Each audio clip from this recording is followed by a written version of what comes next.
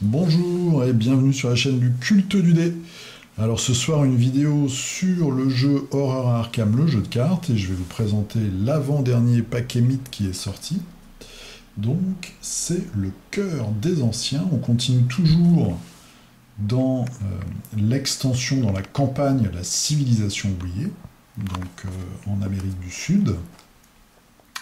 On va être sur ces deux scénarios, puisque dans ce pack, il y a deux scénarios. Alors, je ne me suis pas spoilé, donc je ne sais pas s'ils s'enchaînent directement, ou si on les fait, en fait, si on en choisit un par rapport à ce qu'on a déjà fait dans la campagne. En tout cas, comme vous le voyez, il y a deux livres de scénarios différents. Encore une fois, beaucoup d'exploration, donc c'est pour ça qu'on a un gros paquet comme ça de cartes menaces, parce que là-dedans il y a plein de lieux, puisque dans cette campagne il y a une mécanique d'exploration, on va tirer des menaces, et certaines de ces menaces sont en fait des lieux qu'on va explorer. Je vais vous montrer 2-3 petites cartes. Donc là en fait l'histoire c'est qu'on progresse, on va chercher une grotte assez particulière, et on progresse encore une fois dans la campagne, donc on va aller de plus en plus profond dans le mythe, et on voit déjà que la nature est hostile, puisque cette carte, par exemple, c'est une Cuscute étrangleuse. Voilà, donc on risque de finir comme ça. Et puis il y a une autre carte qui est assez amusante, avec une terrible créature, enfin des créatures. Voilà, des fourmis. Alors là, ça fait vraiment peur. Des fourmis noires qui nous attaquent. Et puis je vais vous montrer juste un lieu pour vous, voilà, pour vous dire qu'on va sûrement retrouver des gens qu'on connaît. Vous voyez ces statues qui sont assez familières. Donc je vais vous montrer un petit peu les cartes qu'on peut ajouter à nos decks. Alors il y a vraiment de très belles illustrations, je trouve, cette fois-ci encore.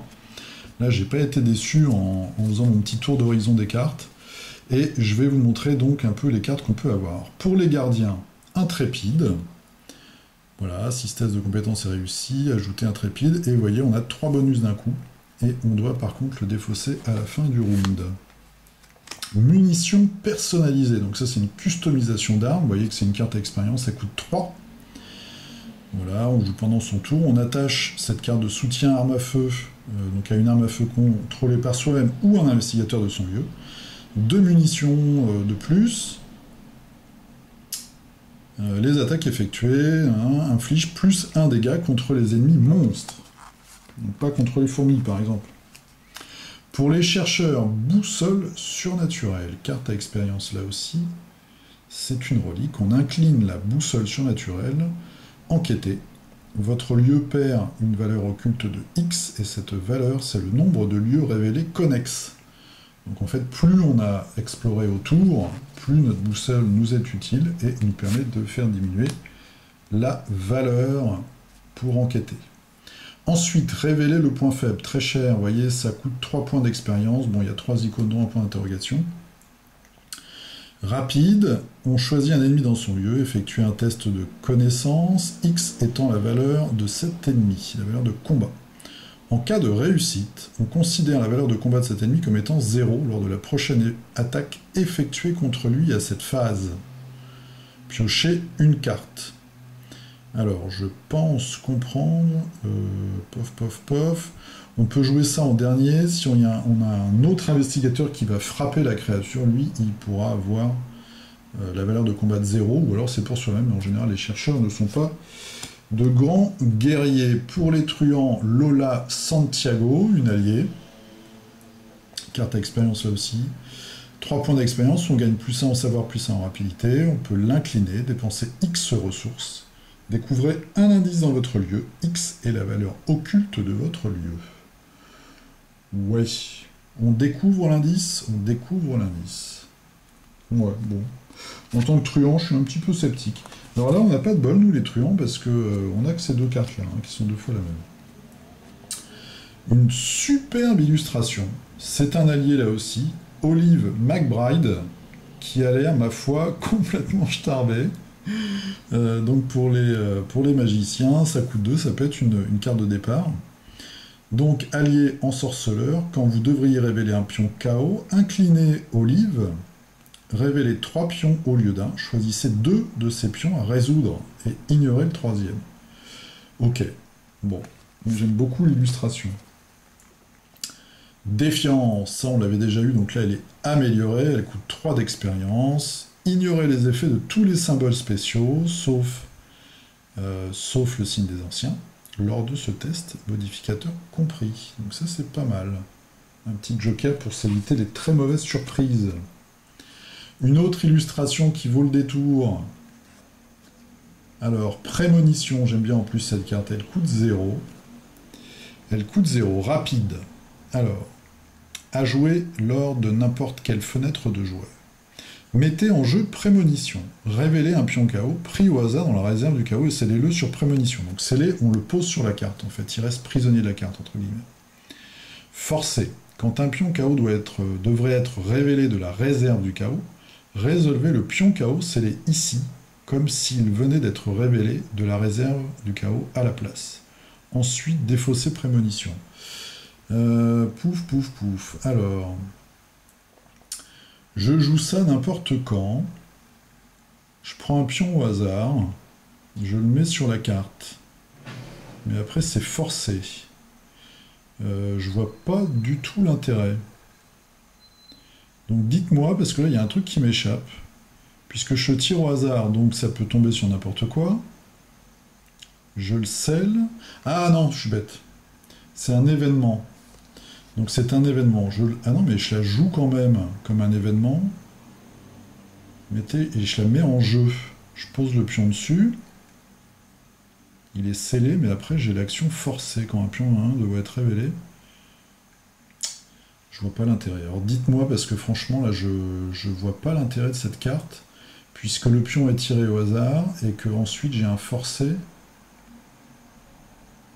Donc c'est pas une réserve de pions, c'est ça que je comprends pas. Il y a un truc qui m'échappe. Ou alors, ouais, je dois mal comprendre quelque chose.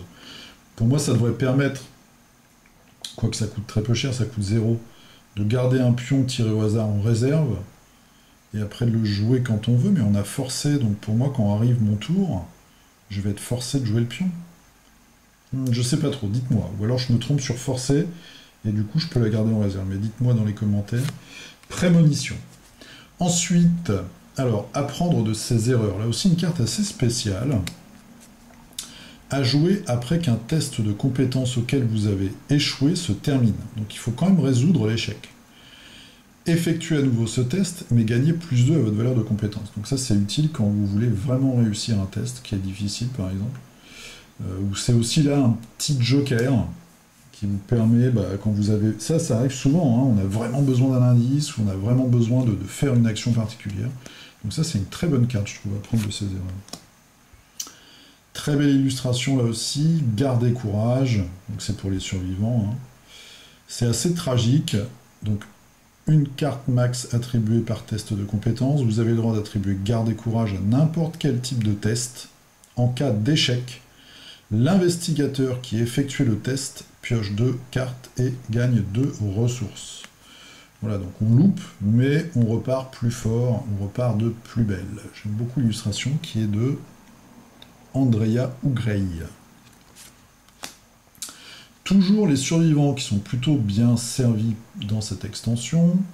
Donc c'est un événement, expérience, on l'avait déjà, hein, là il est amélioré. Envers et contre tout. À jouer quand vous effectuez un test de compétence dont la difficulté est supérieure à votre valeur de compétence de base, ce qui arrive assez souvent. Révélez X pions du chaos supplémentaire pour ce test. Choisissez-en un à résoudre et ignorez les autres. X est la différence entre la difficulté de ce test et votre valeur de compétence de base. C'est un pari, mais c'est quand même une très bonne carte, je trouve. G2, mon test est à 4, je révèle 2 pions. Ah, c'est pas si puissant que ça. Ouais, si je révèle 2 pions, potentiellement je multiplie par 2 mes chances. Surtout que ça ne m'empêche pas de jouer des cartes pour améliorer ma compétence, puisque là c'est la compétence de base. Ouais, donc ça c'est vraiment pour s'assurer là aussi d'une réussite sur un test. On enrichit notre garde-robe avec imperméable, qui coûte 3, c'est un soutien, ça nous donne 2 points d'armure de vitalité, on va dire, et on gagne 1 de rapidité pour les tentatives d'évasion. Voilà, donc assez utile sur les personnages qui jouent sur l'évasion. Et ensuite, une relique. Alors celui-là, il est assez terrifiant. Bon, il coûte 4, 3 points d'expérience. C'est un soutien, c'est l'arc décoré. Utilisation, une munition. Limite de une munition sur l'arc décoré. Alors, on prend déjà une action, c'est celle du bas en fait. Vous encochez une nouvelle flèche, placez une munition. Déjà, on prend une action pour préparer notre attaque. Mais par contre, l'attaque est très puissante. Dépensez une munition, combattre. Cette attaque utilise la rapidité à la place du combat. Vous gagnez plus 2 en rapidité et vous infligez plus 2 aux dégâts. Voilà, donc une grosse attaque. C'est une relique en même temps. Mais par contre, elle va vous coûter 2 actions. Voilà, on a fait le tour des cartes de ce pack. Donc il y a quand même des très bonnes choses. Pas mal de techniques de cartes pour assurer des jets. Ou celle-ci, par exemple, pour repartir un petit peu du bon pied. Là aussi, on assure son jet, mais même si on a échoué la première fois. Bon, celle-là, je ne l'ai pas comprise, prémonition, il faudra me dire. Celle-là est bien aussi, défiance, là, qui permet d'ignorer les effets néfastes. Notre taré de service, notre barjot de service, Olive. La nouvelle copine, ça. Lola Santiago.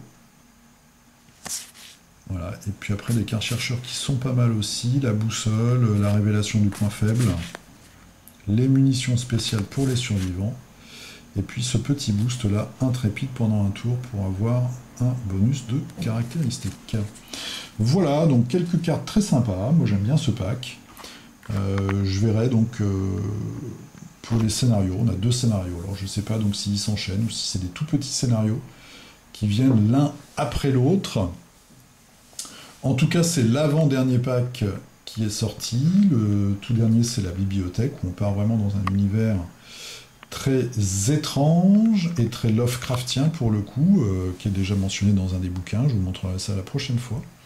Donc voilà, c'était la petite review du cœur des anciens. Et très bientôt, la suite avec... Alors, la bibliothèque... Non, c'est loupé. C'est la cité des archives. On va dire que c'est une bibliothèque, la cité des archives. Et on voit derrière, on sait déjà un petit peu à quoi on s'attend. Le bibliothécaire a l'air un peu spécial. Voilà, portez-vous bien, jouez bien, puis je vous dis à très bientôt, salut!